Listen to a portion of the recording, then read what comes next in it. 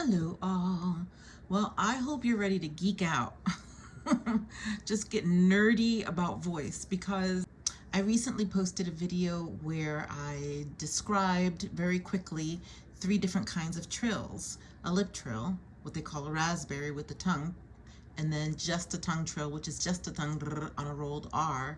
Those are the 3 kinds of trills, which are kinds of SOVT exercises, which is semi-occluded vocal tract exercises. These are exercises that are used to help keep pressure off of your throat and off of your cords, so that you can learn how to balance your breath pressure, and the resonance in your vocal tract with the least amount of pressure, with what they call intraoral pressure. And so I was wondering to myself, after I did that video, I thought, well, what are the differences really?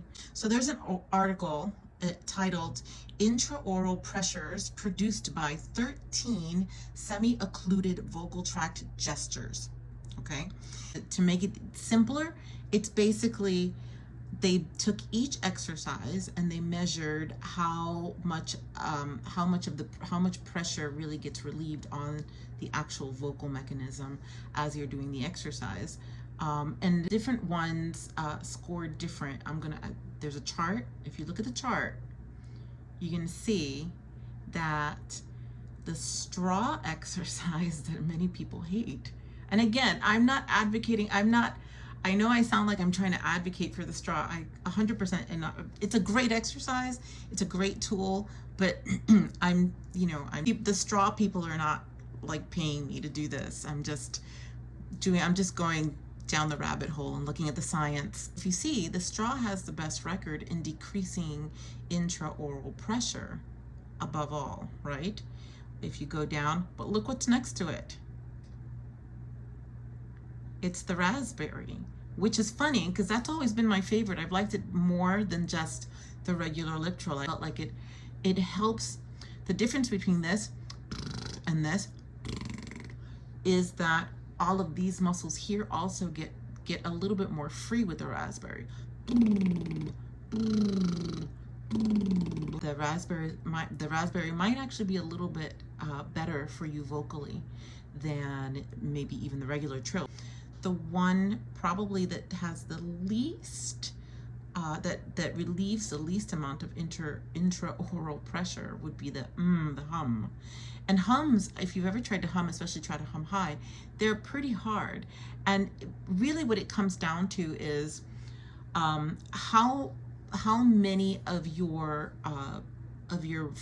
articulatory muscles and other muscles around your instrument are engaged when you're doing these exercises. The more it's possible to engage those muscles, the more you're going to be up against pressure. Like, for instance, an N, which I like to use sometimes.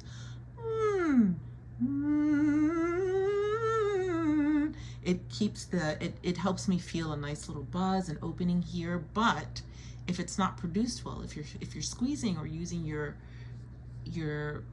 chewing muscles, your masseter muscles, if you're using those at all, now you're actually applying pressure, undue pressure that you don't need, and it defeats the purpose of the exercise. So that's why it's interesting to look at the chart and see what the differences are, so that you pick an exercise that's going to maximize your potential for freeing your larynx, freeing your vocal cords, so they can adduct, so that they can do their job with the least amount of impedance. That's the whole point. Anyway, I found this fascinating. I'll put the chart up one more time so you can take a look.